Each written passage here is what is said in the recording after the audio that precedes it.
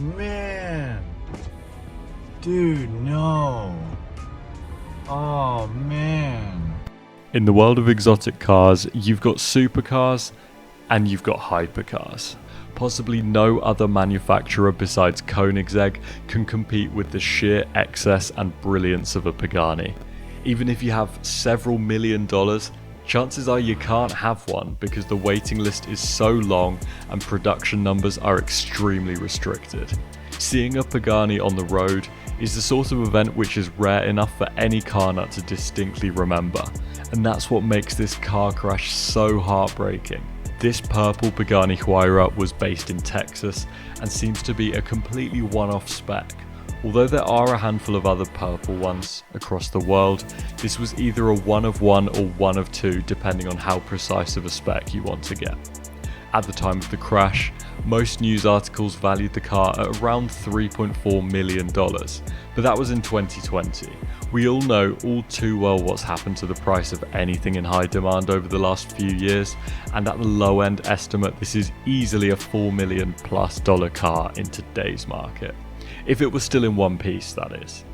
Right off the bat, I want to make it clear that there were luckily no fatalities in this crash, by the way.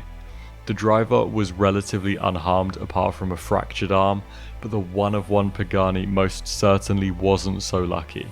This is the story of how a 17-year-old destroyed one of the greatest cars ever made. This is Gage.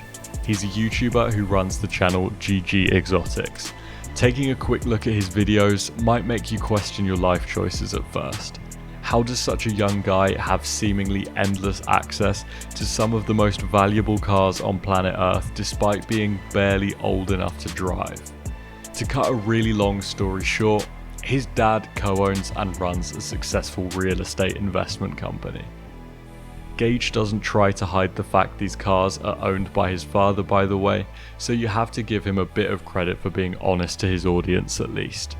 Whilst growing up, it quickly became clear to Gage that his experiences in and around cars like this could gain a lot of attention on social media, and he decided to capitalize off of the opportunity he had been graced with. So, onto the crash. How did it happen? What happened to Gage? And what happened to the Pagani? Luckily, Gage recounted the collision after it happened, so we have quite a bit of detail behind exactly what he claims caused the crash.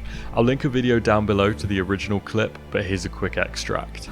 So we started shaking. I lost control. I couldn't hold on to the wheel because it was just turning. It hurt my wrist. So yeah, we got sideways, hit the curb. I literally could not stop it. I was slamming on the brakes, could not stop it. Hit the curb. We caught air. We went off the ground and flew into the tree. It was honestly the scariest thing of my life. The doors flew off when we hit the tree. I felt the door whack me in my arm, or it was something. I mean, I'm guessing it was a door. Nothing else was like in the car, not a tree branch or anything. We hit like the bottom part of the tree where it's like the hardest part. To sum it up, Gage and his friend Zach were filming a YouTube video where the aim was to film Zach's reaction to some kind of hypercar. After some deliberation between the Bugatti, which Gage is more comfortable driving, and the Pagani, they took a risk and picked the less predictable Pagani. After pulling out from a junction, Gage claims the rear right tyre's low pressure caused the car to lose traction. The steering wheel's jolting caused Gage to struggle to keep hold of the wheel, and they hit a curb at quite some speed. They caught some air and smashed into the base of a tree. The doors came loose and Gage got hit hard on his side against the door. He ended the main part of the story by saying his dad was of course pissed, but a car is replaceable, whereas a person isn't. Honestly, it's hard to argue with that. Whether you believe he was driving responsibly and under the speed limit like he says, is up to you. I mean, imagine if you were in his shoes. There's no benefit to saying you floored it trying to impress your mate and it went wrong. Luckily, no one was seriously harmed in the crash, apart from perhaps the insurance company's bank balance. It's a real tragedy that such a rare car was torn to pieces in seconds, but he is right, objects are replaceable, whereas a human life isn't. So this crash leaves us with one big question when you take a look at the state of the car. Was it a complete write-off? And what happened to the Huayra afterwards? Well, there's not been a lot of documentation covering the fate of this poor vehicle, but the general consensus is that the one-of-one purple Huayra was a write-off. Shortly after the videos of the wreck came out, Gage began recording videos featuring a replacement Huayra. Imagine easily having the funds and connections required to pull something like that off. Absolutely insane. Anyway, back to the purple one. Based on the extent of the damage, my assumption is that the car was most likely a write-off. I've taken a look to see if there were any parts clearly from this car listed for sale, but unsurprisingly I came back empty-handed.